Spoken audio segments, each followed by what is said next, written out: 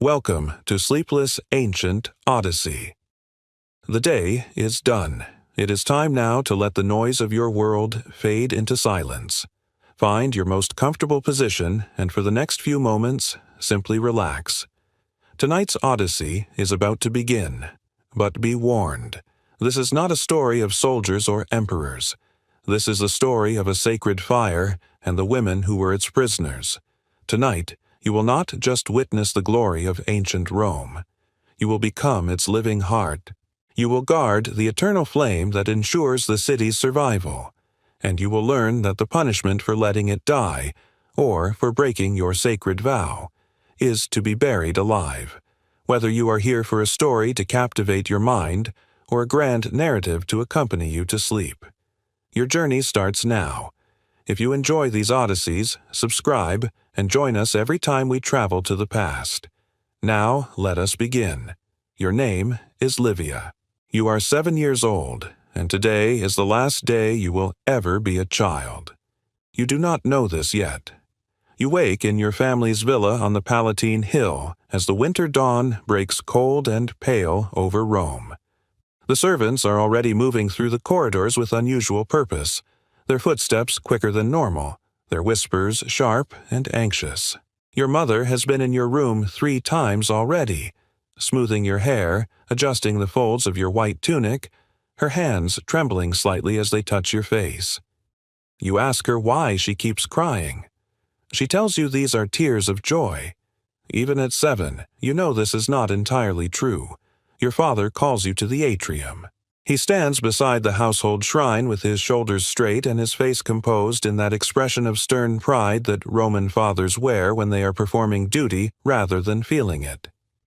Next to him stands a man you have never seen before, tall and ancient, draped in the white and purple robes of the highest religious authority in Rome, the Pontifex Maximus, the bridge between the gods and men.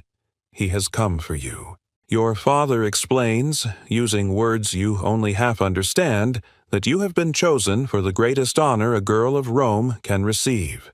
You are to become a Vestal virgin, a priestess of Vesta, the goddess of the hearth. You will tend the sacred flame that protects Rome itself. You will live in the house of Vesta, in the very heart of the Forum, and you will be revered above all other women in the empire. The words sound grand. They sound like a story. But your mother's face tells you something else entirely. The Pontifex Maximus approaches you. His eyes are not unkind, but they are not warm either. They are the eyes of a man performing a ritual that is thousands of years old, a ritual that does not bend for the feelings of a child. He recites words in the oldest form of Latin, words that flow like water over stones, worn smooth by centuries of repetition. Then he reaches out and takes your hand. This is the captio, the taking, the legal act that severs you from your family as cleanly as a knife cuts thread. His grip is firm and dry and cold. He pulls you gently away from your father, and in that moment, something fundamental in the architecture of your world shifts and collapses.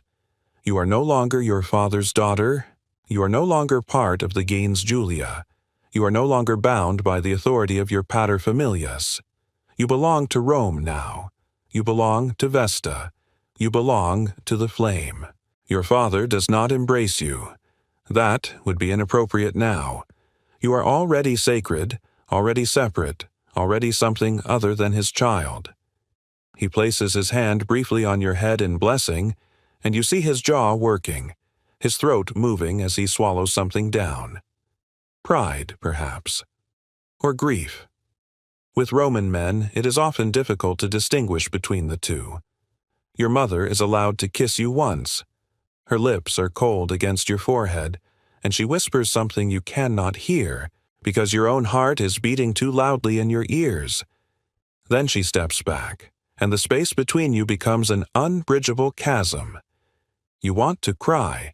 You want to run back to her, to bury your face in the familiar folds of her stola, to breathe in the scent of rose oil and wool and safety. But you are Roman, and you are noble, and you have been taught since birth that dignity is more important than comfort. So you do not cry. You stand very still, your hand cold in the Pontifex Maximus's grip, and you do not cry. The household slaves are weeping, though. You can hear them in the shadows of the columns. Old Marcia, who has cared for you since you were an infant, is sobbing openly, and no one stops her because she is not required to maintain the same composure as the family. Her grief is honest and raw, and it gives voice to everything you are not permitted to feel. There is no time for a long farewell. The Pontifex Maximus is already moving toward the door, and you are being pulled along in his wake like a small boat caught in the current of a great ship. You look back once. Your mother has turned away, her hand pressed to her mouth. Your father watches you go with that same expression of rigid pride, but now you can see the cost of maintaining it. His face looks carved from stone, immobile and ancient and somehow already mourning. You pass through the doors of your home. You will never enter them again. The litter that waits outside is draped in white linen and crowned with sacred laurel. The Pontifex Maximus lifts you inside with unexpected gentleness, and then he climbs in beside you.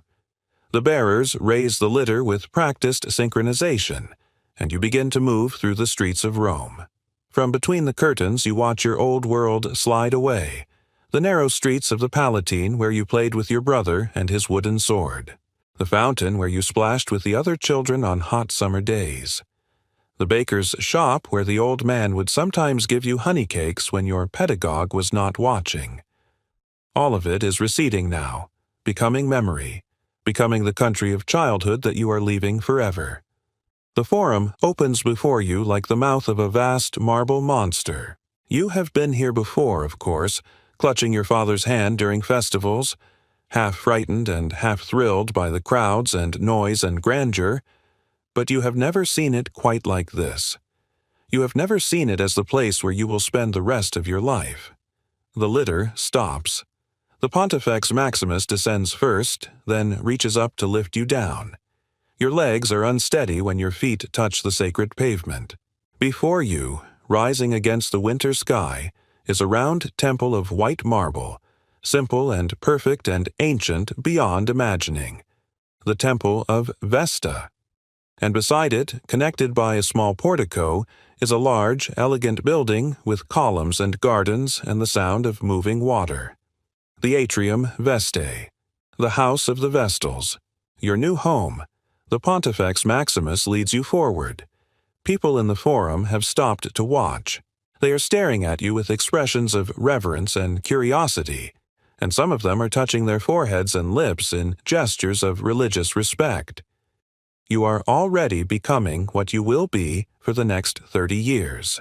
Not a person, a symbol, a vessel of the divine. The great doors of the Atrium Vestae open.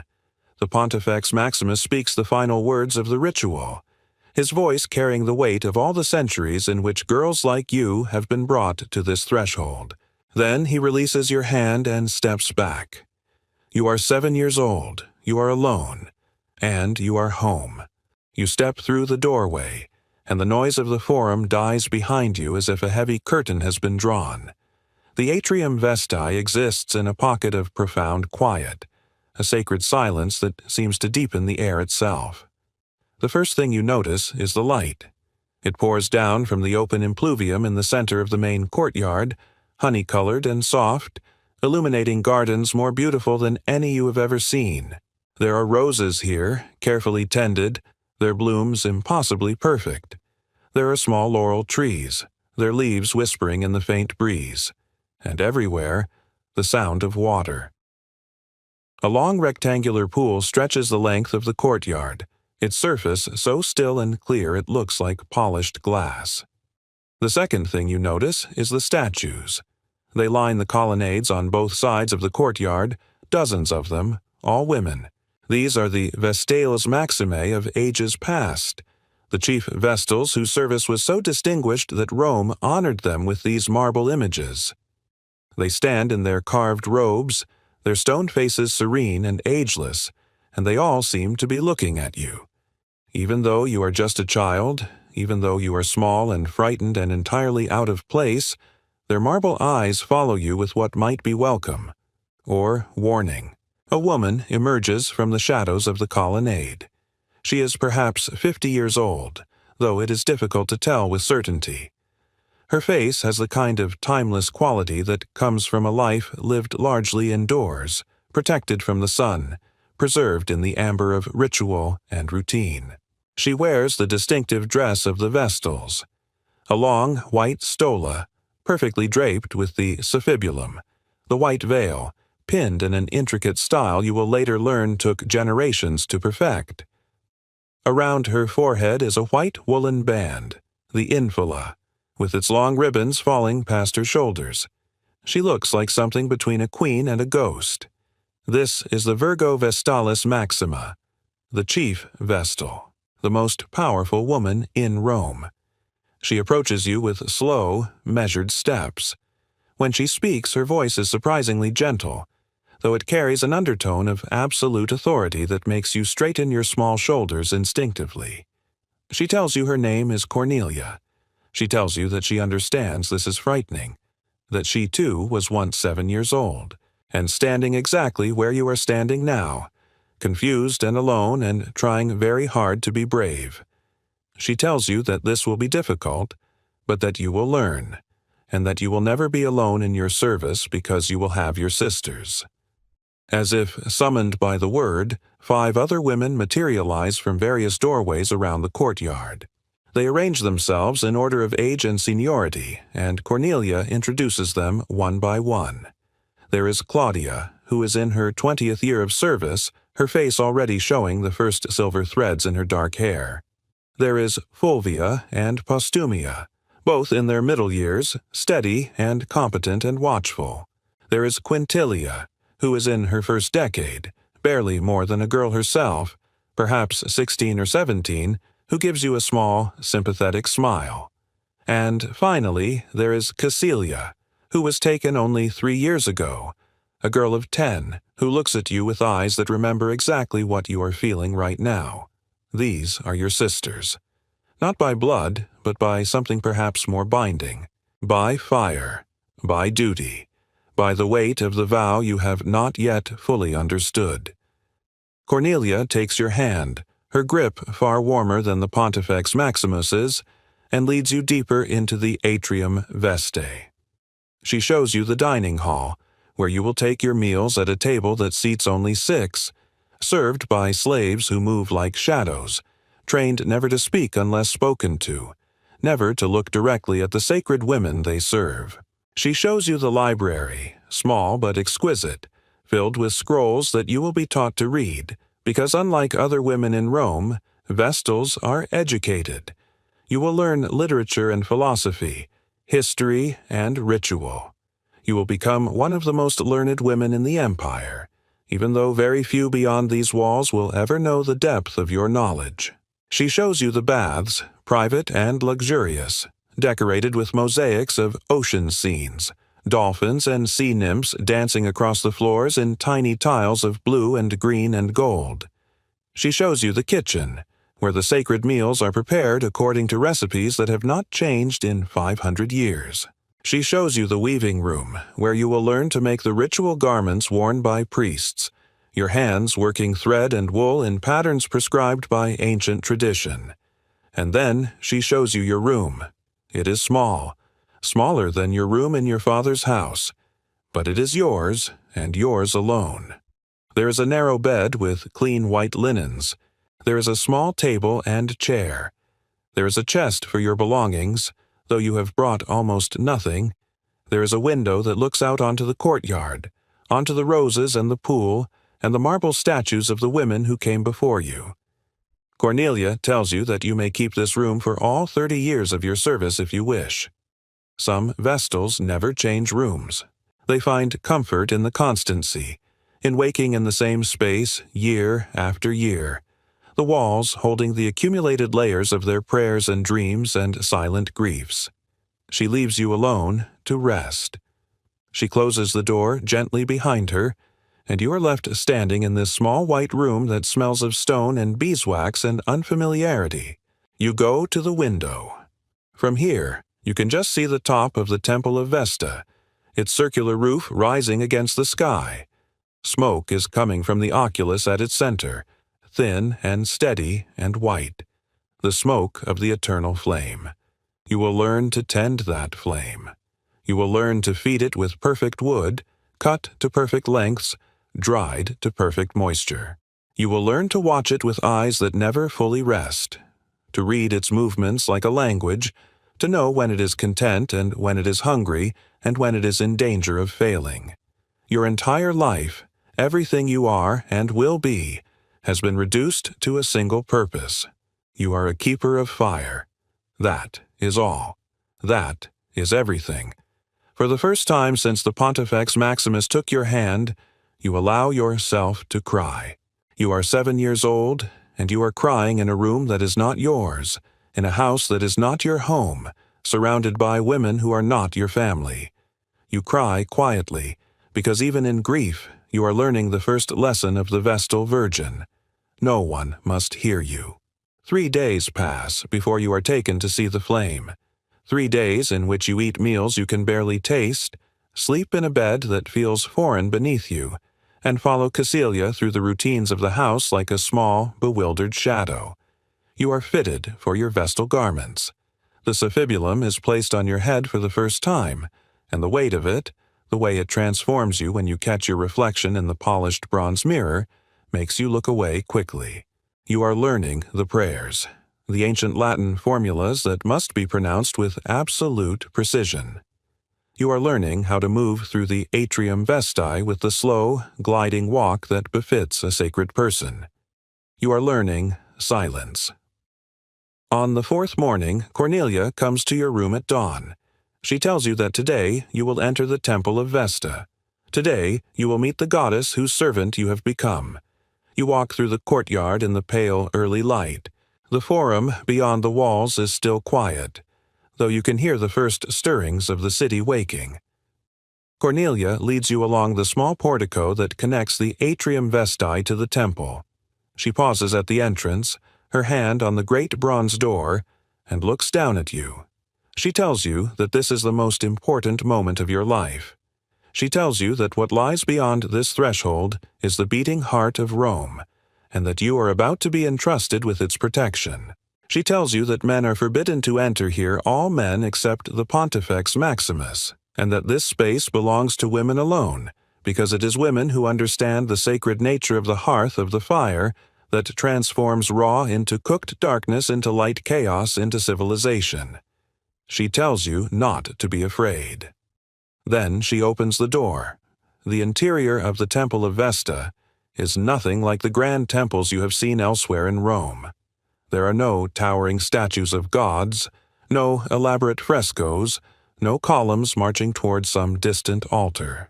It is simply a round room, surprisingly small, its walls curving in a perfect circle. The floor is ancient stone, worn smooth by thousands of years of sacred feet. The walls are plain plaster, painted white. There are niches for lamps and a few small shelves holding ritual implements, bronze vessels and bowls and tools whose purposes you do not yet understand. And in the center, in a bronze hearth raised on a stone platform, burns the flame. It is smaller than you expected. Not a roaring bonfire, not a dramatic conflagration, just a steady, living fire, perhaps the size of a large torch, burning cleanly and brightly in the dim interior. The wood beneath it is arranged with perfect precision, each piece cut to the same length, laid in a pattern that allows air to circulate exactly as needed to sustain the flame without letting it grow too large or too small. Cornelia leads you forward. The heat from the flame washes over your face, gentle and constant. You can smell the smoke, clean and sweet, rising toward the oculus in the ceiling high above where it escapes into the open sky. She tells you the story, the legend, the sacred history that you must never forget. This flame, she says, is older than Rome itself. When Aeneas fled the burning ruins of Troy, carrying his father on his back and leading his son by the hand, he also carried this fire. It was the hearth fire of Troy. taken from the altar of Vesta in that doomed city, preserved through all the years of wandering, through storm and shipwreck and war. When Aeneas finally came to Italy, when his descendants founded the city of Alba Longa, the flame was placed in a temple there, and when Romulus left Alba Longa to establish Rome, when he marked out the boundaries of what would become the greatest empire the world has ever known, he brought the flame with him. This flame has burned for more than 800 years. It has never been allowed to die. Not once. Not ever. Because if the flame dies, Rome dies with it. The weight of this truth settles over you like a physical thing, pressing down on your small shoulders. This is not mythology. This is not poetry. This is the literal, unshakable belief of every person in Rome, from the emperor in his palace to the beggar in the street. The flame is the anima Romae, the soul of Rome. As long as it burns, the city endures. The empire prospers. The gods look favorably upon the Roman people, and you are now one of the 6 women responsible for ensuring it never dies. Cornelia explains the watches. The flame must never be left unattended. Never. Not for a moment. The 6 Vestals work in rotation, taking turns throughout the day and night. Each watch lasts 4 hours. During your watch, you sit here in this circular room, and you tend the flame. You add wood when it is needed, carefully, 1 piece at a time. You adjust the arrangement to maintain the perfect balance of fuel and air. You watch for any sign of weakening, any faltering, any threat. You do nothing else. You do not read. You do not daydream. You do not sleep. You watch the fire. If the flame dies on your watch, you will be beaten, stripped and beaten by the Pontifex Maximus himself, in the darkness, where no one can see the sacred body of a Vestal defiled even by righteous punishment. But that is the least of your worries. If the flame dies, Rome believes that the gods have withdrawn their favor. Plague might come, or famine, or military defeat, or civil war. The people will panic. They will demand to know which Vestal was on duty when the catastrophe occurred. They will demand justice. They will demand blood. And the investigation will begin. An investigation into your chastity, into whether you have broken your vow, because in the Roman mind, these 2 things are inseparably linked. A Vestal who lets the flame die is a Vestal who has been polluted, and a polluted Vestal brings doom upon Rome. Cornelia does not need to tell you what happens to a Vestal found guilty of incestum, of sexual impurity. You already know. Everyone in Rome knows. It is the nightmare whispered in darkness, the terror that shapes every moment of your life from this day forward. You will be buried alive. You stand before the flame, a 7-year-old girl, and you feel the enormity of this responsibility threatening to crush you. You cannot imagine staying awake for 4 hours watching a fire. You cannot imagine the discipline required, year after year, decade after decade, never letting your attention waver, never letting fatigue overcome you, never making a single mistake. But Cornelia's hand is gentle on your shoulder. She tells you that you will learn. She tells you that every Vestal feels this terror at first, this certainty that she is not strong enough, not vigilant enough, not worthy enough. But the goddess gives strength to those who serve her faithfully. The flame itself will teach you. You will come to know it as intimately as you know your own heartbeat. You will sense its needs before they become urgent. You will find a strange peace in the watching, a meditation in the vigil. She tells you that your first watch will not come for several more weeks. You will observe first. You will sit with the senior Vestals during their watches and learn. You will practice cutting the sacred wood to the precise length required. You will learn the prayers to say when adding fuel to the flame, the ancient words that acknowledge the gift of fire and beg the goddess to let it endure. But for now, she simply wants you to meet it, to look at it, to understand that this small, steady flame is the center around which your entire world will now revolve.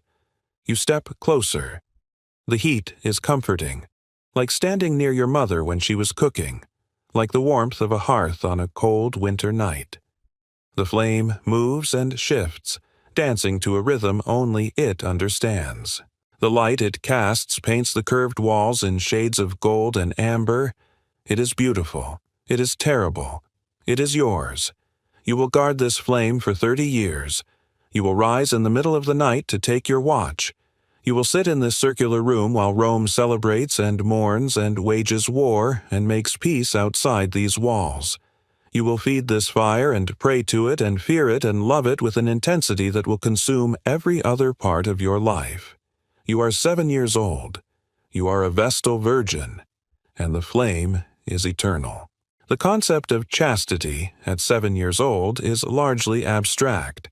It is a word the adults use, heavy with meaning you do not yet possess the experience to fully grasp. You know that you are not to marry. You know that you must remain pure. But these are ideas without substance, rules whose violation you cannot quite imagine. The older Vestals, however, are determined that you understand, particularly Claudia, who has seen 2 of her sisters accused, tried, and executed during her 20 years of service. Claudia has learned that innocence is not enough. Understanding the full weight of the vow is what keeps a Vestal alive. You are 8 years old when Claudia first takes you aside to explain what chastity truly means. She does this in the evening, in the small garden at the far end of the Atrium Vestae, where the sound of the fountain provides privacy and the roses are in full bloom. She sits on a marble bench and draws you down beside her. Her face is serious but not unkind. She tells you that your body is not your own anymore. It belongs to Vesta. It belongs to Rome. Your virginity is not merely a personal virtue. It is a state of religious purity upon which the safety of the entire empire depends. The Romans believe that the divine favor that protects their city requires perfect purity from its priestesses. One violation, one single act of physical union with a man, and that purity is shattered. The contract between Rome and the gods is broken. Disaster will follow as surely as night follows day. You ask her, in the blunt way of children, what exactly this violation would involve. She explains it to you in clinical, unflinching terms. She does not spare you the details. She believes that understanding the physical reality of what you must avoid is essential. You listen with a child's mixture of confusion and disgust. It sounds uncomfortable and strange, and you cannot imagine why anyone would want to do such a thing. Claudia tells you that you will understand someday, that your body will change, that desires you cannot now imagine will bloom in you like the roses around you, that there will come a time when the vow feels not like a distant rule, but like an immediate daily struggle. This is why the punishment for breaking it is so extreme. Not because Rome is cruel, but because Rome knows that only the most terrible consequences can outweigh the most powerful human drives. She tells you about the punishment. You have heard whispers, of course, fragments of stories told by the slaves when they thought you were not listening, but now Claudia tells you everything in detail so that you can never claim you did not know. Never claim you did not understand. If a Vestal is found guilty of incestum, she is taken from the Atrium Vestae in a covered litter, lying down so that no one can see her face. The litter is carried in absolute silence through the streets of Rome. No one speaks. No music plays. It is a funeral procession for someone who is not yet dead. The litter goes to the Campus Sceleratus, the field of criminals near the Colline Gate. There, a small underground chamber has been prepared. It is barely larger than a tomb. It contains a bed, a lamp with enough oil to burn for a few hours, and a small amount of food and water, just enough to make it clear that Rome is not technically executing you. The gods will do that. The guilty Vestal is led down into this chamber. The Pontifex Maximus recites prayers, his face covered because he cannot look upon a polluted priestess. Then he ascends. The entrance is sealed with earth and stones. The ground is leveled over so that within days there is no mark, no sign that anything lies beneath. The Vestal is left in perfect darkness and perfect silence. She has enough air to survive perhaps a day, maybe 2. Enough time to understand completely and fully what is happening to her.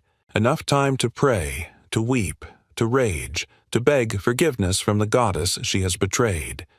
And then she suffocates. Slowly. Alone. Claudia tells you about Urbinia, a Vestal who was executed when Claudia was barely older than you are now.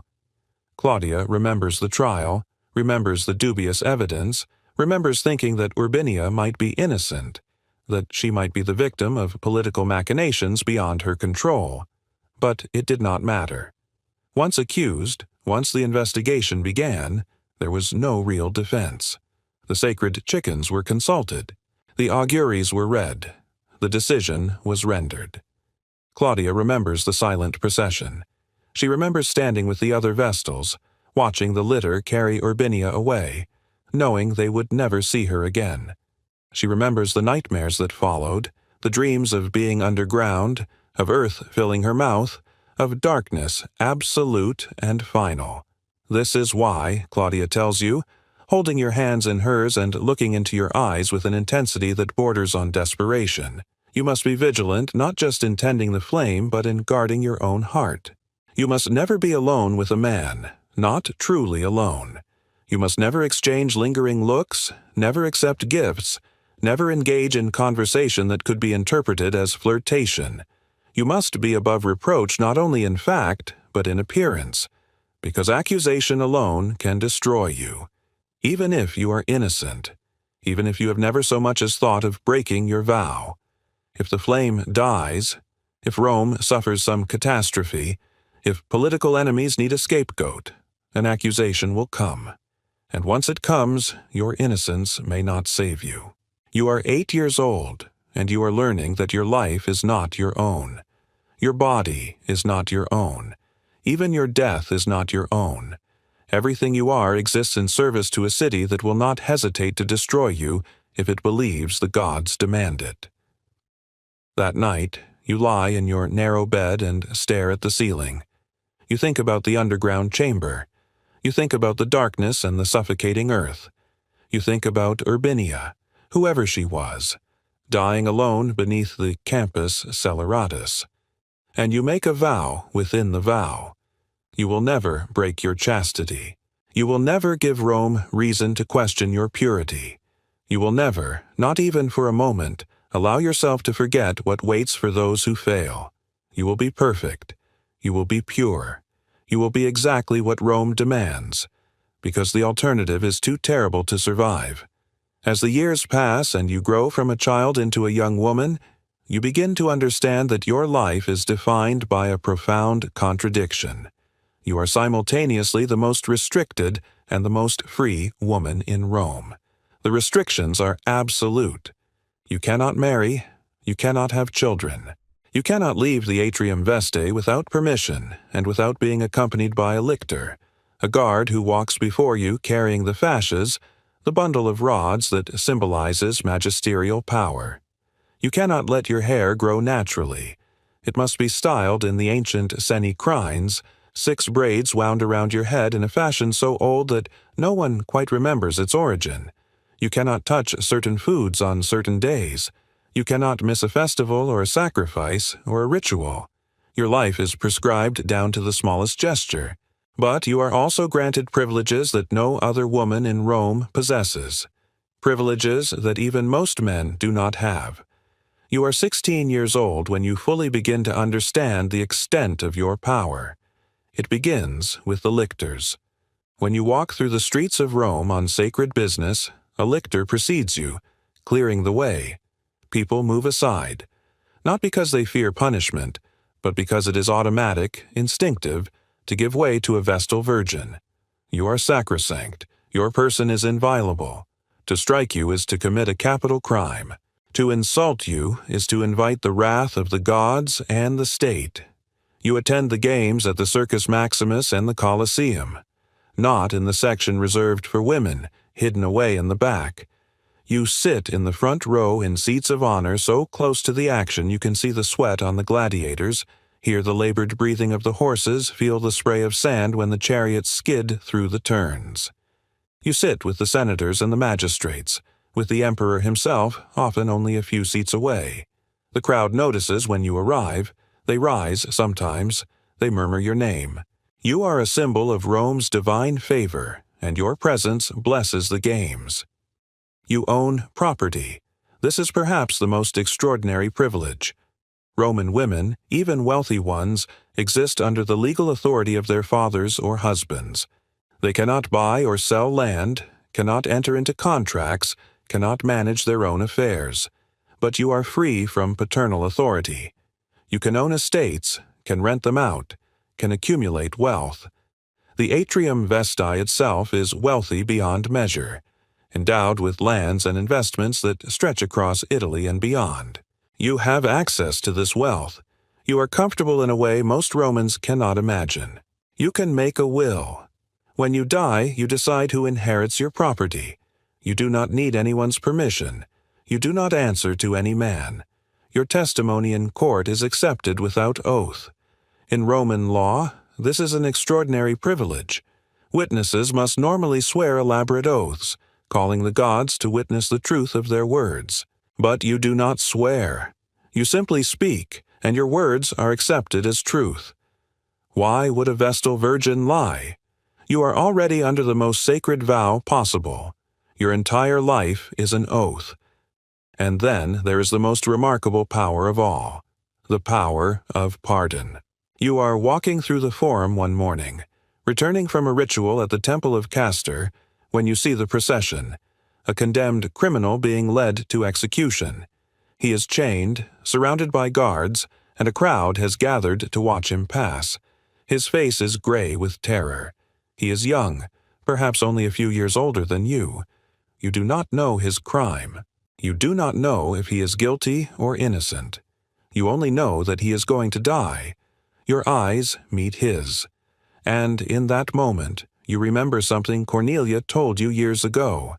A Vestal virgin, if she encounters a condemned criminal by chance, can pardon him, simply by encountering him. It is an ancient privilege rooted in the belief that the Vestal is a conduit of divine mercy, and that such an encounter is not chance but providence. You stop walking. The guards notice. They stop the procession. The crowd falls silent. Everyone is looking at you. You step forward. You raise your hand. You speak the ancient formula. The man's chains are removed. He falls to his knees before you weeping. He tries to kiss your feet, but your lictor prevents him, because no one may touch a Vestal. The man is sobbing, thanking you, calling you merciful, calling you divine. You have just saved his life. With a gesture, with a few words. The power of it is staggering, intoxicating, terrifying. Because you realize, standing there in the Forum with the crowd watching and the man weeping at your feet, that you are not entirely human anymore. You have been transformed by your vows into something else, something that exists between the mortal and the divine. The crowd does not see Livia, the girl who was taken from her family at 7. They see the Vestal Virgin, the living embodiment of Rome's purity and power. This is the paradox. You have more legal freedom than any other woman in Rome, more privilege, more power, but you are also more completely imprisoned. Because these privileges come at the cost of everything that makes life worth living. You can own property, but you cannot have a husband to share it with. You can pardon a condemned man, but you cannot save yourself from the loneliness that fills your nights. You sit in the seat of honor at the games, but you watch life happen from behind an invisible wall that you can never cross. You walk back to the Atrium Vestae that day with your lictor preceding you, with the crowds parting respectfully before you, and you feel the weight of your white veil like a shroud. You are 16 years old. You have power that emperors respect, and you have never been more alone. Your 18th year brings a spectacle that Rome has not seen in a generation. The emperor has conquered Dacia, the fierce kingdom beyond the Danube, and he returns in triumph. The entire city is preparing for a celebration that will last for days, and you, as a senior Vestal, will have a place of honor in all of it. The morning of the triumph dawns clear and bright, the sky a perfect Roman blue. You rise before dawn to perform your duties at the temple, to tend the flame during your watch, to ensure that the goddess is honored before you go out to honor the emperor. You dress with particular care. The suffibulum is arranged perfectly, each fold precise. The infula is tied with the sacred knot that took you years to master. You look at yourself in the bronze mirror and see not Livia, but the office you hold, the Vestal Virgin, ageless, eternal, perfect. You walk to the forum accompanied by all 5 of your sisters. Cornelia is now in her final years of service, her face deeply lined, her movements slower but still dignified. Claudia walks beside her, now the second most senior. Then comes Fulvia, Postumia, and Quintilia. And finally you, no longer the youngest. There is a new girl now, Emilia, only 9 years old, still learning the rhythms of the house, but she is not yet permitted to attend such public events. That honor is reserved for Vestals who have served at least a decade. The forum is already packed with people, but a pathway has been kept clear for the triumphal procession. You take your seats in the stands that have been erected near the rostra, the speaker's platform. Your seats are in the front row, cushioned and shaded by silk awnings. Senators crowd in behind you. Magistrates and priests fill the surrounding sections. But none sit before you. That privilege belongs to the Vestals alone. The trumpet sounds. The triumph begins. First come the spoils of war, cart after cart loaded with gold and silver, with precious gems and elaborate weapons, with the wealth of an entire nation paraded before the eyes of Rome. The crowd roars its approval. This is what empire looks like. This is the tangible proof that the gods favor Rome, that Roman discipline and courage conquer all. Then come the prisoners, Dacian nobles in chains, their faces proud despite their defeat. They walk with dignity, these conquered men, and you feel an unexpected pang of pity. They are being paraded like animals before their execution. Some will be strangled in the Tullianum, the underground prison, before the day is over. Others will be enslaved, sent to work in mines or fields, their nobility stripped away with their freedom. Behind the prisoners come the painted panels illustrating the campaign, scenes of battle, of siege, of the emperor addressing his troops. The paintings are enormous, carried high on poles so the whole crowd can see. They show Roman legions in perfect formation, Dacian warriors falling before them, cities burning, rivers running red. It is propaganda, of course, but effective propaganda. The crowd cheers each panel, each depiction of Roman superiority. Then come the priests, the flamens and augurs, performing their sacred duties, blessing the triumph, calling upon the gods to witness Rome's glory. They pass close to where you sit, and they bow to you, acknowledging your rank. You are their equal, perhaps even their superior in matters of sacred authority. The Vestalis has power that even the high priests must respect. The legions march next. Thousands of them in perfect ranks, their armor polished to a mirror shine, their standards held high. These are the men who conquered Dacia, who spent years campaigning in the forests and mountains beyond the frontier. They march with pride, and they deserve it. The crowd throws flowers, women weep, children cheer. These are Rome's heroes. And finally, the emperor himself. He rides in a chariot pulled by 4 white horses. He wears the purple toga of a triumphant general, and his face is painted red with cinnabar, making him look like a living statue of Jupiter. A slave stands behind him, holding a golden crown over his head and whispering in his ear the traditional phrase, "Remember you are mortal." It is meant to prevent hubris, to keep the triumphant general humble even in his moment of greatest glory. You wonder if the emperor actually hears those words, or if the roar of the crowd drowns them out. The emperor sees you as his chariot passes. His red-painted face turns toward the Vestals, and he inclines his head in respect. Even at the height of his triumph, even dressed as a god, he acknowledges you, because your power is older than his. Your authority comes not from military conquest, but from sacred duty, and Rome remembers the difference. You watch the entire spectacle from your privileged seat, and you are simultaneously at the center of it and completely separate from it. You are witnessing history. You are part of the pageantry, but you are not truly participating. You cannot cheer and laugh like the common people around you. You cannot flirt with the young legionaries like the girls in the crowd. You cannot dream of glory and conquest like the boys watching with stars in their eyes. You can only watch, always watching, always separate, always behind the invisible barrier of your vows. The triumph continues for hours. There are speeches, sacrifices, more parades of spoils and prisoners. The Senate votes honors to the emperor. Coins are distributed to the crowd. Wine flows freely. Rome is celebrating, and you are present for all of it, seeing everything, experiencing nothing.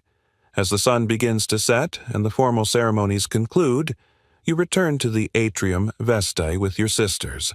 You remove your suffibulum, wash your face, change into a simpler tunic.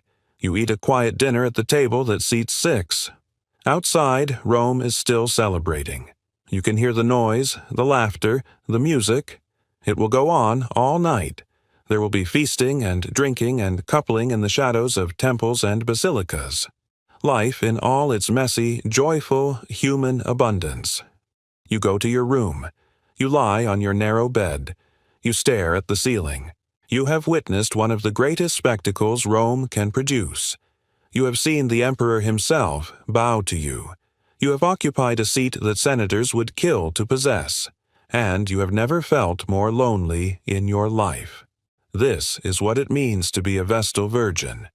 You are at the window of the world, watching life happen, your face pressed to the glass. But the window never opens. You can see everything, but you can touch nothing. You are present at every great event, but you belong to none of them. You are a witness to history, but you are not part of history. Not really. You are simply the woman who keeps the fire burning while history happens around you. You are 22 years old when the accusation comes. It is not leveled at you. The gods be thanked for that small mercy, but it falls upon Quintilia, and the terror it brings to the Atrium Vestae is absolute. Quintilia is in her 25th year of service. She is gentle and kind, with a quick smile and a talent for music. She sometimes plays the lyre in the evening, soft melodies that drift through the courtyard and make the roses seem to bloom more sweetly. You have always liked her. More than that, you have trusted her. She has been your older sister in this strange family, the one who comforted you during your early homesickness, who helped you learn the complex arrangements of the suffibulum, who sat with you during your first solo watch over the flame. The accusation begins, as these things often do, with disaster. The summer has been brutally hot. The Tiber is running low, and there are reports of fever spreading through the poorer districts of the city. Then comes worse news. A Roman legion has been ambushed and massacred in Germania. 3,000 men, lost in the forests beyond the Rhine. The golden eagle standard, the sacred symbol of the legion, captured by barbarians. Rome is shocked. Rome is grieving. And Rome is looking for an explanation. Why have the gods allowed this? What has Rome done to lose divine favor? The answer, whispered first in the Senate and then spreading like poison through the streets, is that the Vestals have failed. That the eternal flame, despite appearances, must be polluted. That one of the sacred virgins has broken her vow. An investigation is ordered. The Pontifex Maximus arrives at the Atrium Vestae with a retinue of augurs and priests. They begin their grim work. They question the slaves. They examine every aspect of the household for signs of impropriety. They consult the sacred chickens, watching to see if the birds eat with appropriate enthusiasm, which would indicate divine approval, or if they refuse food, which would suggest pollution. The chickens refuse to eat. The investigation intensifies. The priests begin questioning each of you individually. They ask about your schedules, your habits, your interactions with anyone outside the house. They ask if you have noticed anything unusual about your sisters, anything suspicious, anything that might suggest impurity. You tell them nothing because there is nothing to tell, but your heart is racing, your hands are cold with fear. You know how this works. Accusation is as dangerous as guilt. Once suspicion falls upon the Vestals, someone must be found guilty. Rome demands it. The people demand it. They need someone to blame for the dead legionaries, for the captured eagle, for the fever and the heat and all the anxieties that plague the city. The Pontifex Maximus focuses his attention on Quintilia. Why? You will never know for certain. Perhaps because she is quiet and vulnerable. Perhaps because she has no powerful family to defend her. Her parents long dead. No brothers in the Senate to argue her cause. Perhaps simply because someone must be chosen, and she is the path of least resistance.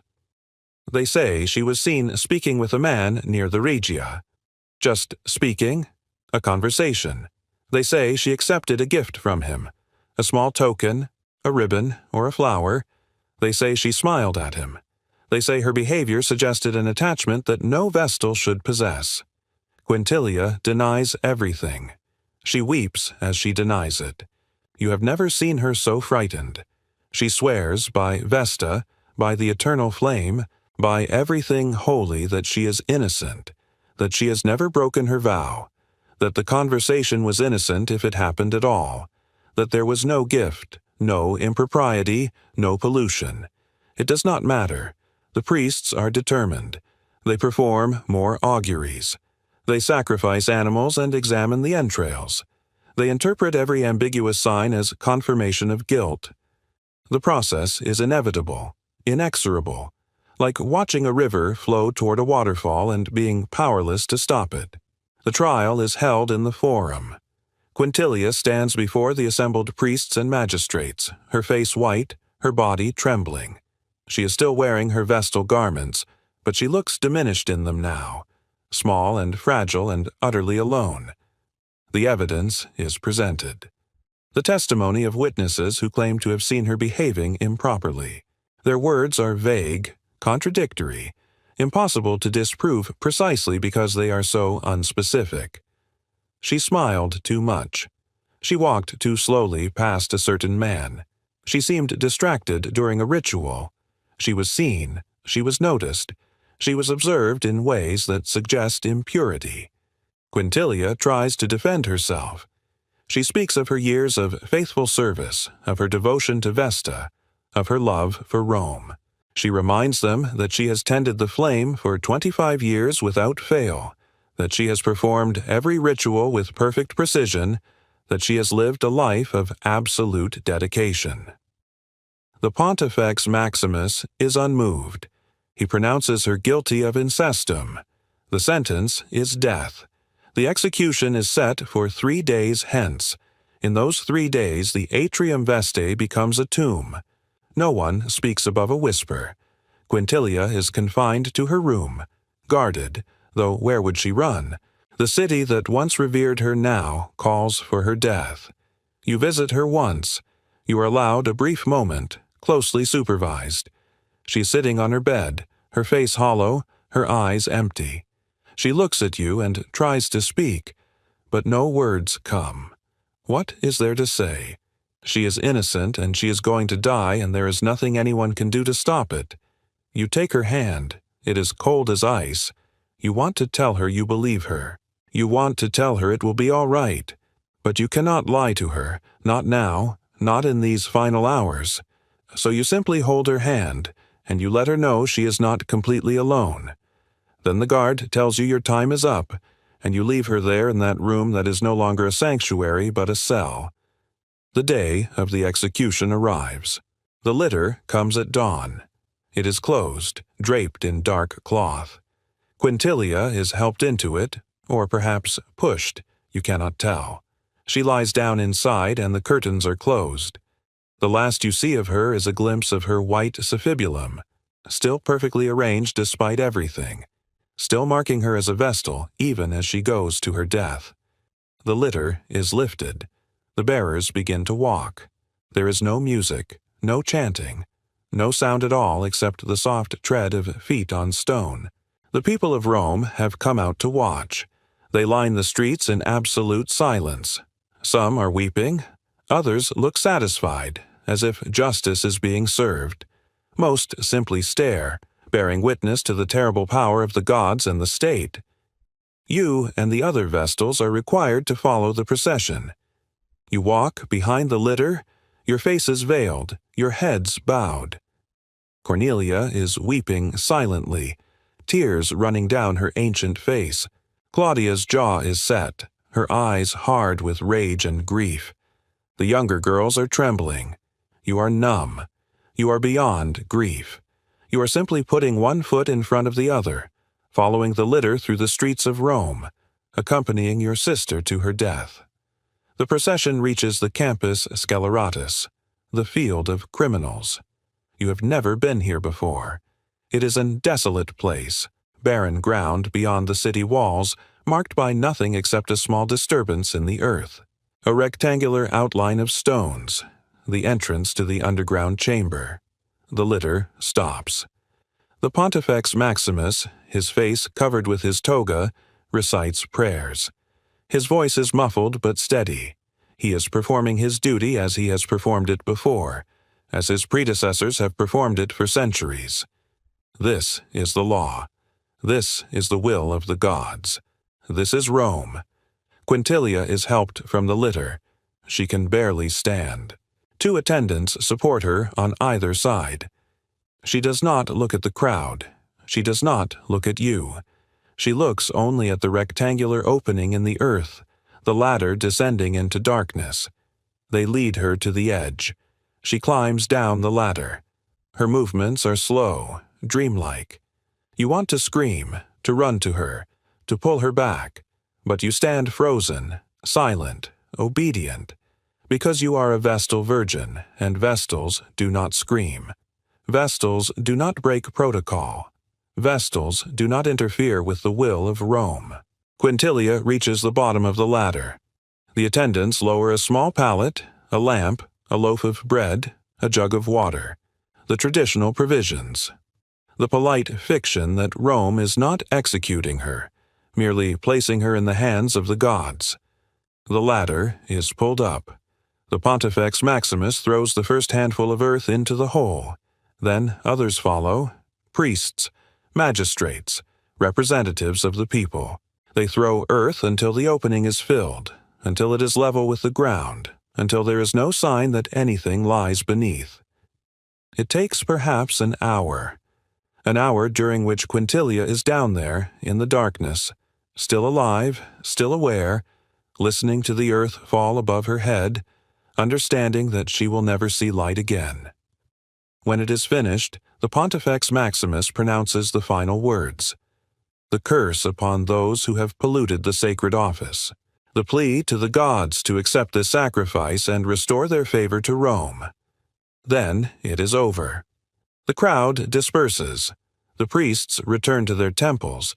The executioners pack up their tools, and you walk back to the Atrium Vestae with your sisters, leaving Quintilia in the cold earth of the Campus Sceleratus, buried alive, innocent or guilty, it no longer matters.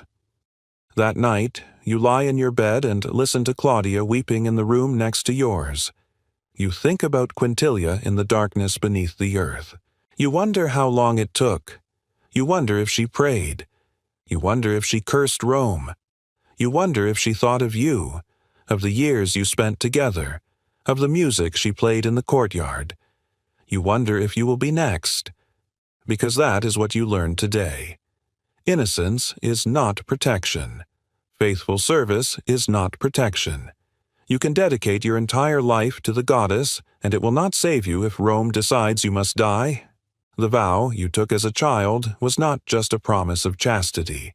It was a death warrant, held in suspension, ready to be executed at any moment if the state requires a sacrifice. You are 22 years old. You are a Vestal virgin, and you are terrified. The years after Quintilia's execution are different. Something has changed in you, some fundamental shift in how you understand your life. You have always been aware of the restrictions, the dangers, the weight of your vows. But now you carry the knowledge that those vows can be used against you, that innocence is no defense, that your life is always balanced on the edge of a knife. You become more careful, more vigilant. You avoid even the appearance of impropriety with a paranoia that borders on obsession. You do not look directly at men in the street. You do not smile at anyone outside the Atrium Vestae. You speak only when necessary, and then in the most formal, distant tones. You are building a wall between yourself and the world, a wall that will keep you safe, a wall that will keep you alive. But walls work both ways. They keep danger out. They also keep you in. You are 25 years old when you realize just how deeply lonely you have become. It happens during one of the great festivals, a celebration in honor of Mars. The forum is packed with people, and you are present in your official capacity, performing the necessary rituals, your face perfectly composed, your movements precisely correct. You do everything right. You are the perfect Vestal. And afterward, as you return to the Atrium Vestae, you pass a family on the steps of the basilica, a mother and father with 3 small children. The children are laughing, chasing each other around their parents' legs. The mother reaches down and scoops up the smallest one, a girl perhaps 3 years old, and holds her close. The child burrows into her mother's neck, and you hear her giggle. Hear the mother murmur something soft and loving. Something breaks inside you, not dramatically, not visibly, but somewhere deep in your chest, a crack appears in the armor you have been building, and through that crack floods a grief so profound it nearly brings you to your knees. You will never have that. You will never hold your own child. You will never feel a small warm body trusting you completely, needing you, loving you with the uncomplicated devotion only a child can give. You will never be called mother. You will never know that particular joy. You make it back to your room before the tears come. You sit on your bed, your hands pressed to your mouth, and you weep silently for all the things you will never have. The loneliness becomes a physical presence in your life. It is there when you wake in the morning. It sits with you during your watches over the flame. It follows you through the rituals and festivals. It fills your room at night, pressing down on you like a weight. You try to pray it away. You try to remind yourself of the honor of your position, the importance of your duty, the privileges you enjoy. But none of it helps. Because what you are mourning is not a life you chose to give up. It is a life that was taken from you before you were old enough to understand what you were losing. You are 26 when the Praetorian Guard changes. The new man assigned to watch over the entrance to the temple during the night watches is named Marcus Aurelius Varro. He is perhaps 30 years old, with the bearing of a soldier and the weathered face of someone who has seen combat. He is professional, respectful, silent in the way guards are trained to be. But he is also kind. You notice it first in small things. The way he steps aside when you pass, not just out of duty but with a slight bow that feels personal. The way he looks away from you, not with discomfort but with a consideration for your dignity, an understanding that being stared at is its own kind of violation. One night during your watch, there's a storm. Thunder crashes over Rome, and rain pounds against the temple roof. The flame flickers in the draught that finds its way through the ancient stone, and you rise to adjust the wood, to shield the fire from the wind. Your hands are clumsy with cold and worry. When you emerge from the temple after your watch, Marcus is waiting with a heavy cloak. He offers it without a word, his eyes lowered. The rain has soaked through your suffibulum, and you are shivering. You should refuse. You should walk back to the Atrium Vestae in the rain, suffer the cold, maintain the absolute separation between your sacred self and any man. But you are cold. You are tired. And you take the cloak. It is warm from his body. It smells of leather and wool and something indefinably human. You wrap it around yourself, and for just a moment, you feel cared for, protected, seen.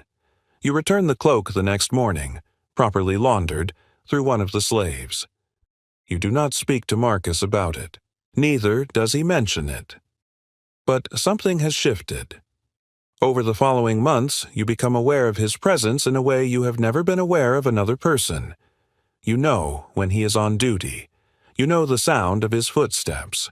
You know the rhythm of his breathing when he stands watch outside the temple door. You do not speak to him. You are careful never to look at him directly, but you are conscious of him in a way that terrifies you because you recognize it for what it is. Desire. Not the crude physical urge that Claudia warned you about when you were 8 years old. Or not just that. It is more complicated. It is the longing for connection, for someone to know you, the real you, not the symbol you have become. It is the yearning to be touched, to be held, to be loved in the simple human way that you have been denied for 19 years. You are horrified by what you are feeling. You pray to Vesta to take it away. You fast. You pour yourself into your duties with renewed fervor. You avoid the times when you know Marcus will be on watch. But it does not go away. One evening, you are caught in the temple by a sudden storm. Your relief is late, delayed by some household emergency, and you are alone with the flame when the rain begins. It is a deluge, violent and sudden, and water is beginning to seep under the temple door, threatening the hearth. Marcus appears in the doorway. He should not be there. The temple is forbidden to men. But he sees the water, sees your panic, and he acts. He grabs the heavy woven mats that are kept near the entrance and uses them to dam the water, to redirect it away from the sacred flame. He works quickly, efficiently, never coming fully inside the temple, staying just at the threshold. The flame is saved. He looks at you. You look at him. Rain is streaming down his face. Your suffibulum is askew from your frantic work protecting the fire. For a moment, just a moment, you are not a Vestal virgin and he is not a Praetorian guard. You are simply two people who have just worked together to prevent a catastrophe, sharing the relief and the adrenaline of survival. He smiles, just slightly, and you smile back. Then he turns and leaves, resuming his post outside, and you are alone with the flame. But that smile, that shared moment of human connection, it stays with you. You know this is dangerous. You know this is exactly how Quintilia must have begun, with some innocent interaction that grew into something the priests could twist into evidence of guilt. You know that even these thoughts, even this awareness of Marcus as a man rather than as furniture, is a betrayal of your vows. But you cannot stop. You cannot turn off your own heart. You cannot become the marble statue that Rome wants you to be. You are 26 years old. You have been a Vestal for 19 years. And for the first time, you truly understand the cruelty of what has been done to you. You are a woman. You have a woman's heart, a woman's needs, a woman's capacity for love. But you are forbidden from being a woman. You are required to be something else, something perfect and cold and inhuman. And you are failing. Not in action. You have not broken your vow. You have not touched Marcus. You have barely spoken to him. But in your heart, in the secret places where not even Rome can legislate, you are failing every day. You lie awake at night and imagine what it would be like to be normal, to meet a man and court him and marry him with your family's blessing, to have a home that is truly yours, to wake up next to someone who loves you, to make choices about your own life. The fantasy is so vivid it becomes a kind of torture, because it is impossible, completely impossible. You have 11 years left on your vow, 11 more years of this crushing loneliness. And even then, even when you are finally released, what kind of life could you have? You will be 37 years old, a woman who has never been kissed, never been touched, never learned how to be anything but a Vestal. So you continue. You tend the flame. You perform the rituals. You maintain the perfect facade. And inside, where no one can see, You grieve for the woman you might have been if Rome had not chosen you for this sacred honor that feels more and more like a curse. Marcus continues his duties. You continue yours. The moment of connection fades into memory. Life returns to its familiar patterns. But something has changed. You know now, with absolute certainty, that the vow of chastity is not just about restraining your body. It is about restraining your entire humanity. And you know that no matter how hard you try, no matter how faithful you are, you cannot fully succeed, because you are human, and Rome is asking you to be a goddess. It is an impossible demand, and yet you must meet it, for 11 more years, or die trying. You are 29 years old when Cornelia dies. She goes peacefully, in her sleep, in her own bed in the Atrium Vestae.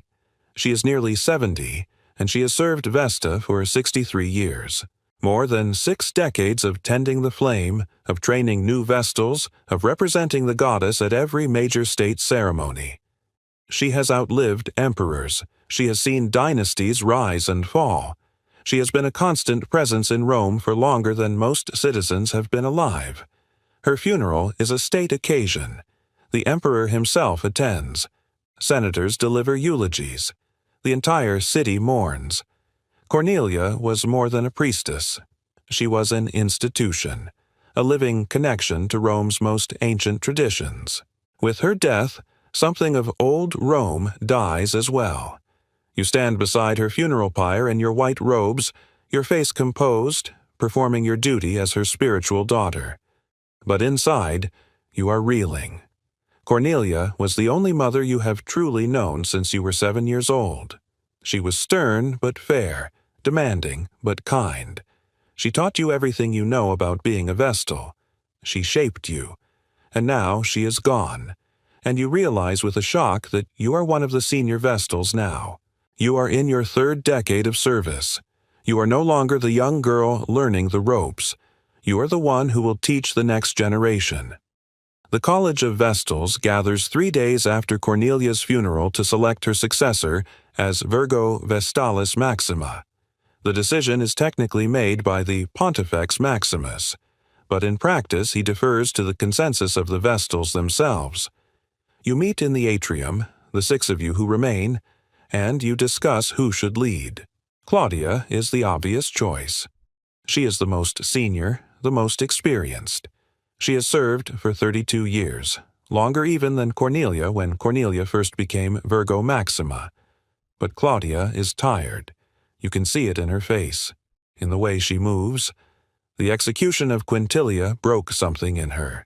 She has continued her service faithfully, but the joy, the sense of sacred purpose, has been replaced by a grim determination to simply survive until her vow is complete. She declines the honor.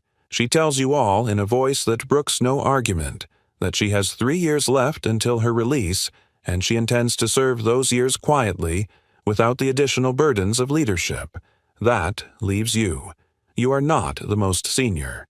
Fulvia and Postumia both have more years of service, but Fulvia has never been ambitious, content to perform her duties without seeking authority, and Postumia, while competent, lacks the presence, the gravitas, that the role requires.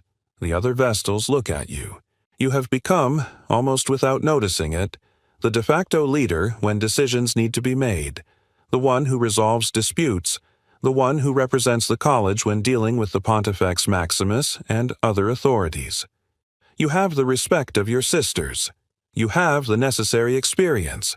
And so, at 29 years old, after 22 years of service, you become the Virgo Vestalis Maxima, the chief Vestal, the most powerful woman in Rome. The installation ceremony is held in the Temple of Vesta. The Pontifex Maximus places the additional insignia of your office upon you. You accept the keys to the sacred storeroom, the vault where Rome's most precious religious objects are kept. You accept the signet ring that will seal official documents.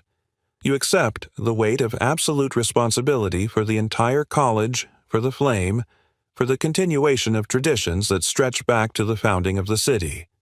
You kneel before the eternal flame and swear a new oath, not of chastity this time, but of leadership. You promise to guard not just the fire, but your sisters. You promise to maintain the standards, to train the new Vestals, to be the living embodiment of everything the office represents. When you rise, you are transformed. You are no longer simply Livia, a Vestal among Vestals. You are the Virgo Maxima. Your word is law within these walls. When you speak in council with the emperor or the senate, you speak for the goddess herself. The weight of it is staggering. Your first major duty comes within a month. A new girl has been selected, the replacement for Cornelia. Her name is Julia, and she is 6 years old, younger even than you were when you were taken. She arrives at the Atrium Vestae on a cold morning, holding the hand of the Pontifex Maximus, her eyes wide with terror. You know exactly what she is feeling. You remember every moment of your own arrival, the confusion, the grief, the overwhelming strangeness of this new world. You kneel down so that you are at her level. You take her small, cold hands in yours, and you tell her, in a gentle voice that surprises you with its tenderness, that you understand, that you were once exactly where she is, that she will be afraid for a while and lonely, and that is normal, but that she will also find a new family here, that she will learn to love the goddess she serves, that she will grow strong in ways she cannot yet imagine. You are lying, of course, or at least telling only a carefully curated version of the truth. You do not tell her about Quintilia. You do not tell her about the suffocating loneliness. You do not tell her about the nights you lie awake grieving for the life you will never have. You tell her what she needs to hear to survive this first terrible day, and you promise yourself that you will protect her as much as any Vestal can be protected, for as long as you have the power to do so. Over the following months, you settle into your new role. You manage the household, ensuring that the complex schedule of watches and rituals runs smoothly. You train Julia and Amelia, the two youngest Vestals, teaching them the prayers and ceremonies with more patience than you knew you possessed. You meet regularly with the Pontifex Maximus, discussing religious matters, advising on the calendar of festivals, interpreting omens and auguries. You have access now to the sacred storeroom, the inner vault that only the Virgo Maxima may enter. Inside are objects so ancient and holy that most Romans do not even know they exist. The Palladium, the sacred statue of Minerva that Aeneas supposedly brought from Troy, the Fascinum, a phallic amulet that protects Rome from the evil eye, the sacred shields, the eternal knot, objects of power that Rome believes guarantee its dominance over the world. You are the guardian of these objects. If Rome ever falls, if the city is ever sacked, if the empire ever crumbles, it will be your duty to preserve them, to carry them to safety, to ensure that even in defeat, the sacred talismans survive. The fate of Rome rests not just on the flame you tend, but on these ancient objects that most Romans will never see. The responsibility is crushing.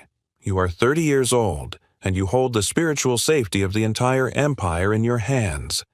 Every decision you make affects not just your 5 sisters, but the millions of people who trust that the Vestals are maintaining the Pax Deorum, the peace with the gods that keeps Rome prosperous and powerful. You begin to understand why Cornelia always looked so tired, why her face was lined with worry even in moments of rest. The role of Virgo Maxima is not just administrative. It is spiritual, psychological, political. You are constantly vigilant, constantly aware that any mistake, any lapse, any moment of weakness could have catastrophic consequences. You are also, paradoxically, more isolated than ever before. As a regular Vestal, you had sisters, equals with whom you could share your burdens. But as Virgo Maxima, you are set apart even from them. They look to you for guidance, for strength, for answers. You cannot show weakness to them. You cannot confess your doubts or your fears. You must be the rock upon which they can lean, which means you must stand alone. The loneliness you felt before intensifies into something almost unbearable. You are surrounded by people, by your sister Vestals, by slaves and attendants, by the constant stream of officials who seek your counsel, but you are more alone than you have ever been. At night, after your duties are complete, you sometimes stand in the courtyard and look up at the stars. You think about your mother, dead now for 5 years. You think about your father, remarried, with a new family that does not include you. You think about the brother you barely remember, who grew up without you, who is now a man you would not recognize if you passed him in the forum. You think about Marcus, the Praetorian guard who showed you kindness, who has since been transferred to another posting. You will never see him again. The brief connection you felt, that moment of human warmth, has been swallowed by time and distance. It exists now only as a memory, as a reminder of what you can never have. You are the Virgo Vestalis Maxima.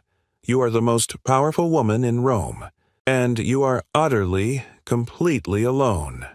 The years pass with the relentless steadiness of the flame you tend. You turn 32, 33, 34. You watch Claudia complete her 30 years and leave the Atrium Vestae, her face unreadable as she walks out into a world she no longer understands. You watch Fulvia and Postumia grow older, their movements slower, their faces etched with the accumulated weight of decades of service. You train the young ones, Julia and Amelia, and the new girls who arrive to replace those who complete their terms. You teach them the rituals and the prayers. You try to prepare them for a life you still struggle to accept yourself. You are kind to them, kinder perhaps than Cornelia was to you, because you remember the terror of those early days and you want to spare them what pain you can. But you cannot spare them the fundamental truth of what they have become. Prisoners of the sacred, slaves to duty, women who will live their lives in service to an ideal that demands everything and gives back only honor and isolation. You turn 36. 1 year left. The realization comes suddenly, violently, like waking from a dream. You have been so consumed with the daily duties of your office, so focused on maintaining the household and guarding the flame and training the young Vestals, that you have not fully processed what approaches. In 1 year, you will complete your 30 years of service. Your vow will be fulfilled. You will be released. You will be free. The word feels strange, alien, almost meaningless. Free to do what? Free to go where? You have lived in the Atrium Vestae for 29 years. It is the only home you truly remember, the only life you know. The laws are clear about what happens when a Vestal completes her term. You may leave the Atrium Vestae. You may return to secular life. You may even marry, though the thought is so absurd it borders on laughable.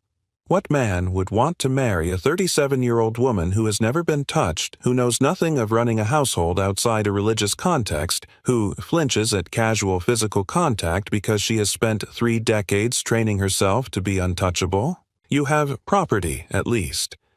Over the years, you have managed your investments wisely. You own estates in Campania, rental properties in Rome, shares in merchant ventures. You are wealthy by any standard. You could live comfortably, independently, for the rest of your life. But wealth is not the same as purpose, and comfort is not the same as belonging. You begin to pay attention to the women who have left before you. There are not many. Most Vestals, if they survive to complete their 30 years, choose to remain in the Atrium Vestae. They give up their position as active priestesses but stay on as advisors, as elder stateswomen, living out their days in the only place that makes sense to them. But some leave. You seek them out discreetly, using your authority as Virgo Maxima to make inquiries. What you learn is not encouraging. There is Licinia, who left 10 years ago. She tried to marry, but the marriage lasted less than a year. How could it not? She did not know how to be a wife. She had spent 30 years in a world where every moment was prescribed, every action ritualized. The chaos and intimacy of married life overwhelmed her. She now lives alone in a small villa outside Rome, seeing almost no one, essentially recreating the cloistered existence she left behind. There is Marcia, who returned to her family after her release. But her family was not the family she remembered. Her parents were dead. Her siblings were strangers with their own lives, their own concerns. She was an awkward presence in their homes, a woman out of time, unable to relate to their children or their spouses or their daily routines. She lasted 6 months before she petitioned to return to the Atrium Vestae. There is Emilia, who tried to create a new life, who tried to learn how to be a normal Roman matron. She died within 3 years. Some said of loneliness, others said of the shock of too much freedom after too much structure. These stories terrify you, because they suggest that there is no life after Vesta, that the vow, even after it is legally complete, continues to hold you, that you can never truly be free because you have been shaped so completely by your service that you no longer fit anywhere else. You turn 37. Your final year begins. The other Vestals treat you differently now. There is a kind of gentle sadness in how they look at you, as if you are already leaving, already becoming a ghost. The younger ones ask you questions about what you will do, where you will go, and you have no answers for them. The older ones say nothing, but their silence is heavy with understanding. You begin to say goodbye to places without quite realizing you are doing it. You spend extra time in the courtyard, memorizing the roses, the pool, the marble statues of the women who came before you. You linger in the temple, watching the flame with an intensity that borders on obsession, as if you are trying to fix it in your memory so permanently that you will never lose it.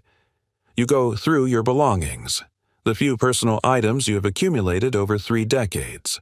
A comb that was your mother's, a small bronze mirror, books you have read and reread until the scrolls are falling apart, a ribbon that Julia gave you on your birthday.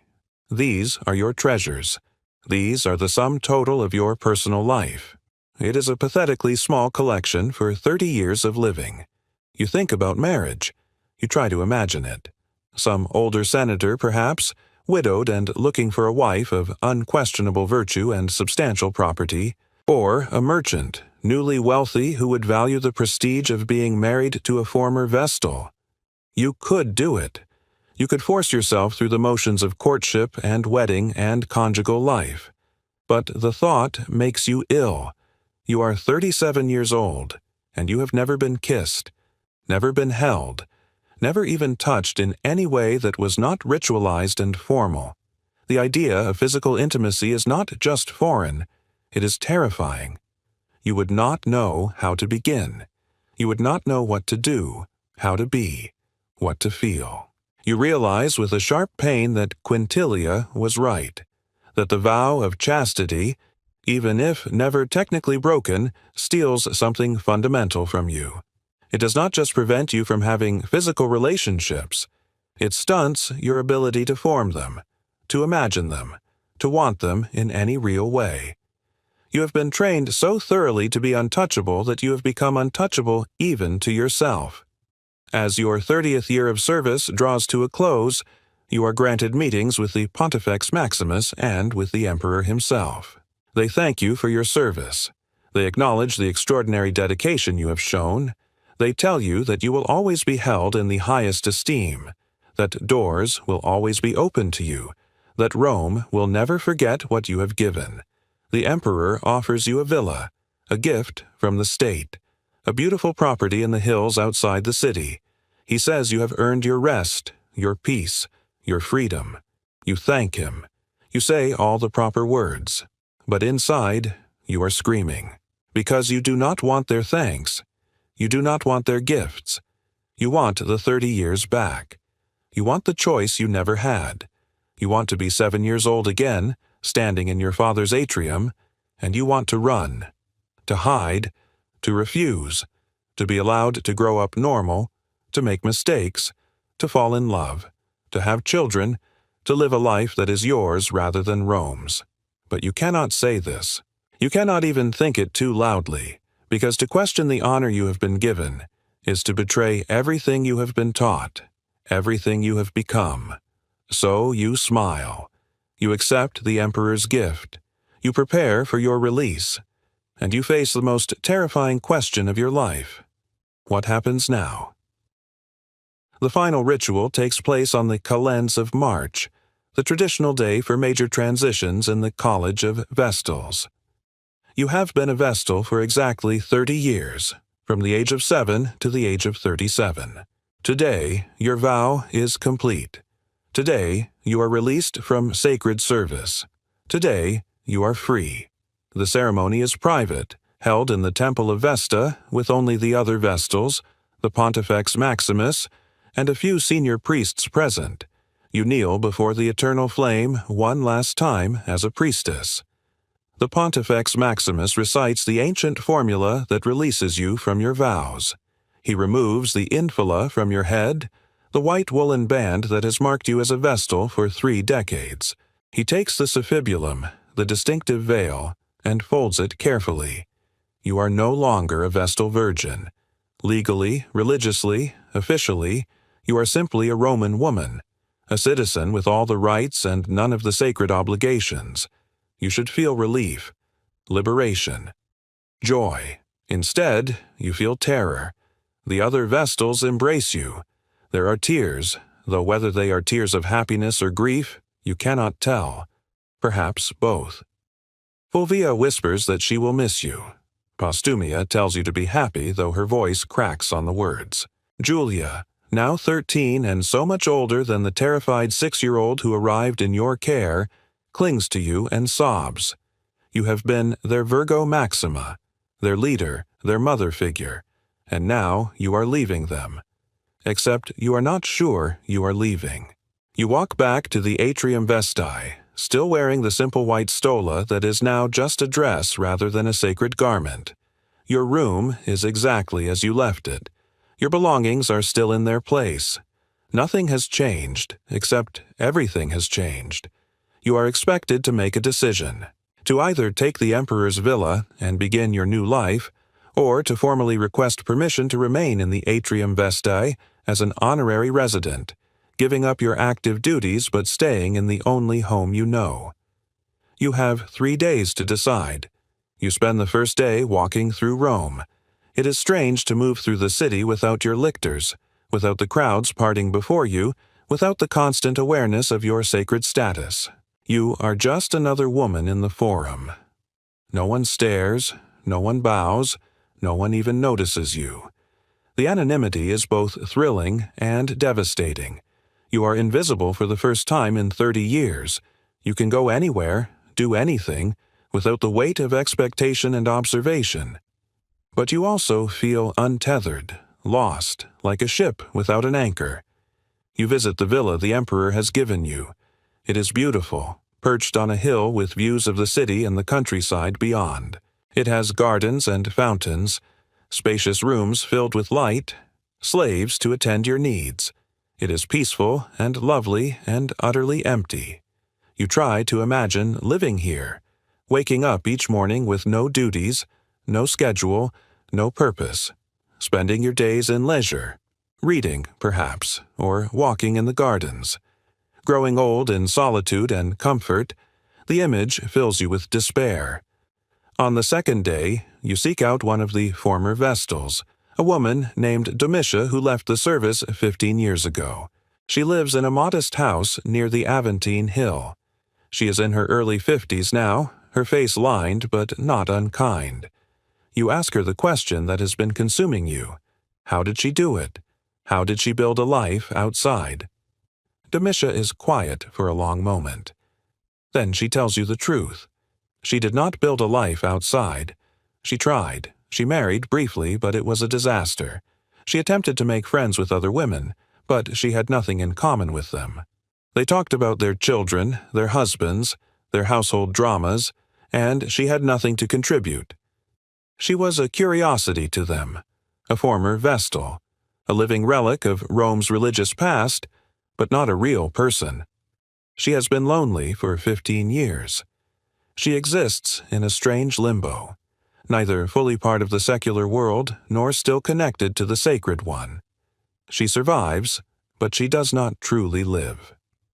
She looks at you with eyes that have seen too much emptiness, and she tells you something that chills you to your core. The Atrium Vestae ruins you for any other life. It shapes you so completely, demands so much of you, that when you leave, you take the prison with you. The walls are internal now. You are free in law, but not in spirit. She asks if you have decided what to do. You tell her you have one more day. She nods. Then she says something you will never forget. There is no right choice. There is only the choice you can survive. On the third day, you do not leave the Atrium Vestae. You spend the morning in the courtyard, watching Julia and Amelia practice their ritual movements. You eat lunch with the other Vestals, listening to their conversation about the upcoming festivals, the training of the new girls, the 1,000 small details that make up daily life in service to the goddess. In the afternoon, you go to the temple. You stand before the eternal flame, no longer as its guardian, but as a visitor. The fire burns as it has always burned, steady and eternal, indifferent to your crisis of faith and purpose. You think about everything you have sacrificed, your family, your youth, your sexuality, your chance at love, at children, at a normal life. You think about Quintilia, innocent and dead. You think about the loneliness, the fear, the crushing weight of duty that has defined every day of the last 30 years. You should hate this place. You should run from it as fast and as far as you can. You should claim your freedom and never look back. But you cannot, because as much as the Atrium Vestae has been your prison, it has also been your purpose. The flame has given your life meaning. The rituals have provided structure. The sisterhood, however complicated and constrained, has been your family. Without this, what are you? A wealthy woman with no skills, no connections, no place in the world. A virgin at 37, in a society that cannot comprehend such a thing outside a religious context. A woman trained for one purpose and one purpose only, now set adrift in a world that has no use for her. You think about Cornelia, who served for 63 years, who never left, never even considered leaving, who died in her bed in the Atrium Vestae, surrounded by her sisters, her life complete and whole within the bounds she had accepted. You think about what Domitius said. There is no right choice. There is only the choice you can survive. You realize, standing there before the flame, that you have already made your decision. You made it years ago, perhaps even decades ago. You made it the first time you sat watch over the fire and felt its warmth. You made it every time you chose duty over desire, service over self. You are not leaving, you cannot leave. The Atrium Vestae is not just where you live. It is who you are. That evening, you go to the Pontifex Maximus and formally request permission to remain in the Atrium Vestae as an honorary resident. You will give up your position as Virgo Maxima, of course. That role will go to Fulvia. But you will stay, helping with the training of new Vestals, advising on ritual matters, living out your days in service to the goddess you have served since childhood. The Pontifex Maximus is not surprised. He tells you that most Vestals who survive their 30 years make the same choice. The outside world is too strange, too chaotic, too indifferent. The Atrium Vestae is home. The word stings, home. Is that what this place is? Or is it just the only place you can bear to be? You do not know. Perhaps it does not matter. You are staying. That is all. That night you lie in your narrow bed, in your small room, and you think about the villa you will never live in, the life you will never lead, the freedom you have chosen not to claim. You think about the girl you were at 7, terrified and alone, being led into this house by the Pontifex Maximus. You wonder what she would think of you now, this woman who has spent 30 years in service and has chosen to spend the rest of her life the same way. You wonder if she would be proud, or if she would weep for the life unlived, for the choices never made, for the woman you might have been if Rome had not decided you were too pure, too valuable, too necessary to be allowed to be simply human. You will never know. That girl is gone, consumed by the flame she was chosen to guard. All that remains is you, the woman she became, the Vestal who could not stop being a Vestal, even when the law released her from the vow. You close your eyes. Tomorrow you will resume your duties, not as Virgo Maxima, but as an elder, a guide, a living memory of what it means to serve the goddess. Tomorrow, life will continue as it always has, within these sacred walls, under the protection of the eternal flame. Tomorrow, you will be exactly what you are today, a prisoner of the sacred, a woman who chose her cage because the world outside was more terrifying than the world within. Tomorrow, you will still be a Vestal virgin, even though, technically, you are free. You are 63 years old. You have lived in the Atrium Vestae for 56 years, more than 5 decades in service to the flame, to the goddess, to Rome. You are older now than Cornelia was when she died, and you understand finally what you saw in her face all those years ago. The weariness, the acceptance, the knowledge that this is all there is and all there ever will be. Your hair is white beneath your veil. You still wear the suffibulum, though you are no longer technically required to. It feels wrong to go without it, uncomfortable, like being naked in public. You have worn it for so long that it has become part of your body, part of your identity. You move slowly now through the courtyards you know better than any geography in the world. Your knees ache on the cold stone floors. Your eyes are not what they once were, and you have difficulty reading the ancient texts you once memorized effortlessly. Your hands shake slightly when you tend the flame, which you still do sometimes, during the quiet hours, because you cannot quite give up the habit of tending. The younger Vestals treat you with reverence and a kind of gentle pity. You are a relic to them, a living connection to a Rome that is already passing into history. The empire is changing. New religions are spreading through the provinces. Strange Eastern cults that speak of a single God and salvation through faith rather than ritual. There is talk in the Senate of restricting the old ceremonies, of cutting funding to the traditional priesthoods. But the eternal flame still burns. As long as it burns, your life has meaning. You think often about the girl you were. 7 years old, terrified being led into this house by a high priest whose name you can no longer remember. You try to summon her face, her feelings, her dreams, but she is impossibly distant now, separated from you by decades of discipline and duty and deliberate forgetting. What would you tell her if you could? Would you warn her? Tell her to run, to hide, to refuse the honor that would consume her life? Would you tell her that the price of being sacred is to stop being human, that the flame she will guard so faithfully will also burn away everything else she might have been? Or would you tell her that it was worth it? That the honor of serving Rome, of being part of something greater than herself, of dedicating her life to a purpose that transcends individual happiness, was worth the loneliness and the sacrifice and the loss? You do not know. You have spent 56 years in this place, and you still do not know if it was worth it. You remember your mother sometimes, though her face is blurred now by time. You remember the morning she cried as the Pontifex Maximus took you away. You wonder if she ever came to see you, in those early years, standing outside the Atrium Vestae, hoping for a glimpse of the daughter she had lost. You wonder if she grieved. You wonder if she ever forgave Rome for taking you. You never saw her again. Not once. That was part of the captio, part of the taking. You were severed from your family completely, and reunion was impossible within the bounds of your vow. By the time you were released, she was long dead, and the grief you felt was for a woman you barely remembered, a mother who existed more in imagination than memory. You never married. You never had children. You never knew physical love, or the comfort of waking beside someone who chose you, who wanted you, who loved you for yourself rather than for what you symbolized. But you tended the flame. For 30 active years and 26 more in the shadows, you tended the flame. And the flame never died. Rome prospered while you watched.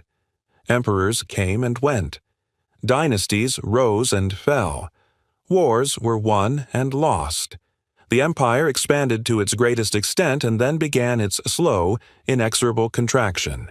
Through all of it, the eternal flame burned, and you were one of the women who ensured it never faltered. Is that enough? Is that a life well lived? To be the guardian of a symbol, to sacrifice everything human for the sake of a belief, to live and die in service to an ideal that most people never even question? You do not know. You have devoted your entire existence to answering that question, and you still do not know. What you do know is this: you are dying.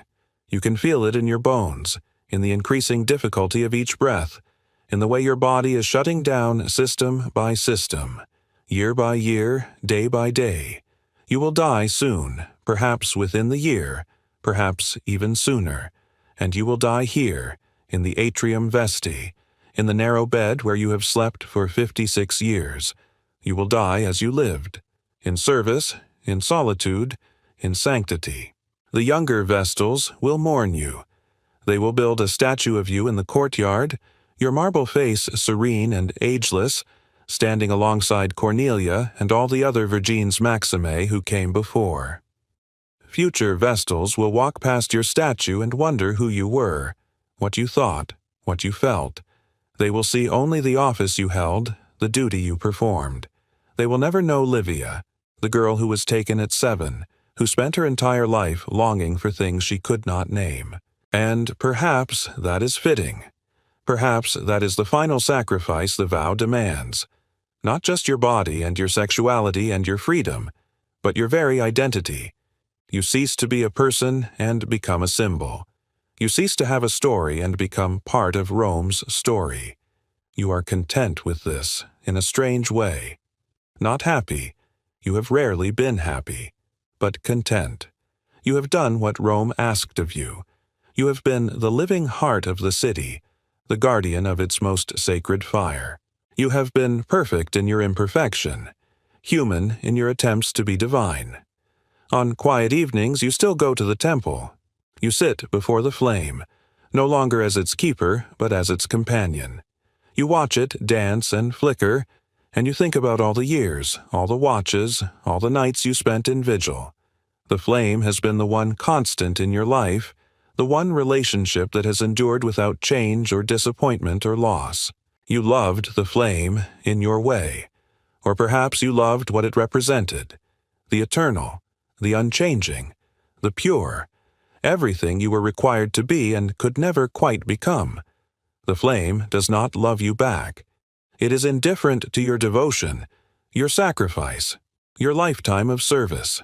It burns because it is fed, because the chemistry and physics of combustion continue regardless of emotion or meaning. It does not care that you have given everything for it, but you do not need it to care. You only need it to burn. And it burns. It has burned for more than 800 years, through the taking of countless girls, the service of countless women, the deaths of countless devotees. It will continue to burn after you are gone, tended by the next generation and the next, until Rome itself falls, or until the gods decide that the contract is complete. You are 63 years old, you are tired, you are ready. But before you go, you want to say something to that 7-year-old girl, standing terrified in her father's atrium, about to be taken to a life she cannot imagine. You want to tell her that it will be hard, harder than anything she can conceive, that she will be lonely beyond measure, that she will long for things she is forbidden to name, that she will watch life happen to everyone except herself, always behind the glass, always separate, always sacred, and therefore cursed. But you also want to tell her that she will survive, that she will find strength she does not know she possesses, that she will learn to find meaning in duty, if not happiness, that she will tend the eternal flame, and in tending it, she will become eternal herself, her name and her service recorded in the annals of Rome, remembered long after everyone who knew her as a person is dust. You want to tell her that she will make a choice, and that choice will define her, and that even though she will sometimes regret that choice, even though she will lie awake countless nights wondering what her life might have been, she will also know in some deep and unshakable way that she did what she was called to do, that she served, that she sacrificed, that she was the living embodiment of Rome's purity and endurance, and that when historians write of this age, when poets sing of Rome's glory, when storytellers recount the legends of the eternal city, she will be there, not as Livia, but as the Vestal Virgin, the keeper of the flame, the woman who gave everything so that Rome could endure. Is that enough? Is that consolation for a life unlived, for love unexperienced, for children never born? You do not know. Even now, at the end, you do not know. But it is what you have. It is all you have. And so you accept it. You are 63 years old. You are a Vestal Virgin, and you always will be, even in death, even in memory, even in the long echoes of history that will outlive your body and your suffering and your secret griefs. The flame burns. It burns eternal, and you burned with it. Your entire life, consumed in service to something greater than yourself. Your youth, your potential, your humanity, all of it fed into the fire, transformed into something sacred and terrible and absolutely necessary for Rome's survival. You were the living heart of the empire. The price of that honor was your own heart. Given freely or taken forcibly, it hardly matters now. The flame burns, and you, at last, are allowed to rest. This has been your odyssey, the journey of a girl who became a goddess and paid for that transformation with everything that makes a life worth living. This is what your life was really like as a Vestal Virgin, sacred, honored, revered, and utterly, devastatingly alone. The flame burns eternal, but you do not, and perhaps, in the end, that is mercy.